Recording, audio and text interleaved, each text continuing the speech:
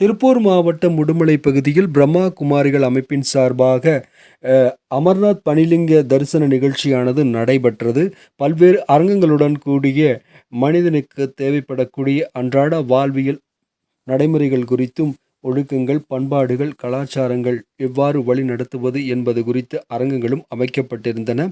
இந்நிகழ்ச்சியில் சிறப்பு அழைப்பாளராக பொள்ளாச்சி பாராளுமன்ற உறுப்பினர் ஈஸ்வரசாமி அவர்கள் கலந்து கொண்டு துவக்க விழா நிகழ்ச்சியில் தொடங்கி வைத்தார்.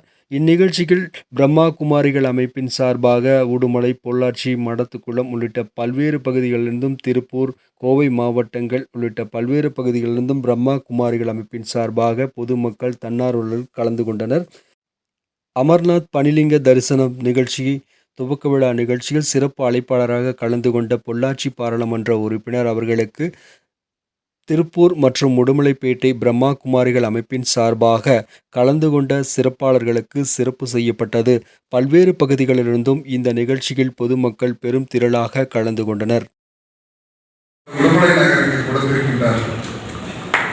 ஆகவே அவர்களுக்கு மீண்டும் மீண்டும் நான் நன்றியை சொல்லி, சேவையாற்றுவதற்காக அவருடைய வாழ்வை அர்ப்பணித்திருக்கக்கூடிய அத்தனை பேரையும் தூய உள்ளத்தோடு, அந்த வெண்ணிற ஆலையை பார்த்தாலே அவருடைய தூய எண்ணத்தோடு, தூய உள்ளத்தோடு அவருடைய பணியை செய்து கொண்டிருக்கக்கூடிய பணியை நான் பாராட்டி, இந்த நிகழ்ச்சியை கலந்து கொண்டிருக்கக்கூடியவர்கள், அந்த இயக்கத்தை சார்ந்த அத்துணை நிர்வாகிகள், அவர் பெயரெல்லாம் தெரியாது, இருந்தாலும் அந்த இயக்கத்தை சேர்ந்த அத்துணை பேரைகளையும் நான் பாராட்டி, மேடையில் இருக்கக்கூடிய உடுமலை நகருடைய முக்கிய பிரமுகர்கள், இதுக்கு முன்னாடி மகிழ்ச்சிக்குரிய நிகழ்ச்சியாக, ஒரு தெய்வீக நிகழ்ச்சியாக இந்த நிகழ்ச்சி நடைபெற்றுக் கொண்டிருக்கின்றது. குழந்தைக்குள்ள வரும்போது பார்த்தீங்கன்னா, ஒரு பெரிய திருத்தலத்திற்கு செல்லுகின்ற அனுபவத்தை கொடுத்திருக்கிறார்கள். இந்த பிரம்மா குமாரிகள் சார்பாக இங்கே உடுமலைப்பேட்டை பகுதியிலே ஏற்பாடு செய்வதற்காக மக்களின் சார்பாக நான் உங்களுக்கு மனமார்ந்த நன்றியை தெரிவிக்கிறேன்.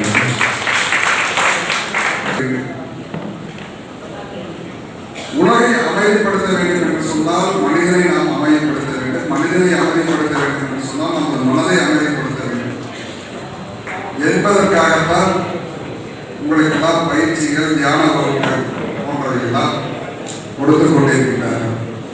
இந்த உலகம் இன்னும் ஒரு அமைதியோடு மக்கள் இன்புற்று வாழ்ந்து கொண்டிருக்கிறார்கள் என்று சொன்னால், 80% மனிதர்களால் அழிவு பாதை நோக்கி சென்று கொண்டிருந்தாலும் கூட ஒரு 20% இந்த மாதிரி இருக்கக்கூடிய ஆன்மாக்களை ஒட்டி பயணம் செய்யக்கூடிய சித்தர்களை போட்டு இருக்கக்கூடியவர்கள், அவருடைய வழிகாட்டுதலிலே செய்யக்கூடிய காரியங்களினால்தான் நாம் செய்து முடிந்த காரியத்தை பார்க்கும்போது அப்படின்னு நிறைய வருத்தப்படுவோம். அதற்கான அங்கீகாரம் இல்லையே அப்படின்னு சொல்லி வருத்தப்படுவோம். ஏதாவது ஒரு சூழ்நிலை நாம் செய்கின்ற பார்த்தீங்கன்னா, அவர் அப்படி செஞ்சார், இப்படி செஞ்சார். ஆனால் நாம் செய்திருக்கக்கூடிய நல்ல சேவைகள், மற்றவர்கள் செய்திருக்கக்கூடிய உதவிகள், இதுபோன்ற உங்கள் ஊர் செய்திகள் இடம்பெற எங்களை தொடர்பு கொள்ளுங்கள். 8300191265 என்ற வாட்ஸ்அப் எண்ணை தொடர்பு கொள்ளுங்கள். உங்கள் பகுதியில் நடைபெறக்கூடிய செய்திகளை உடனுக்குடன் ஒளிபரப்பு செய்து தரப்படும்.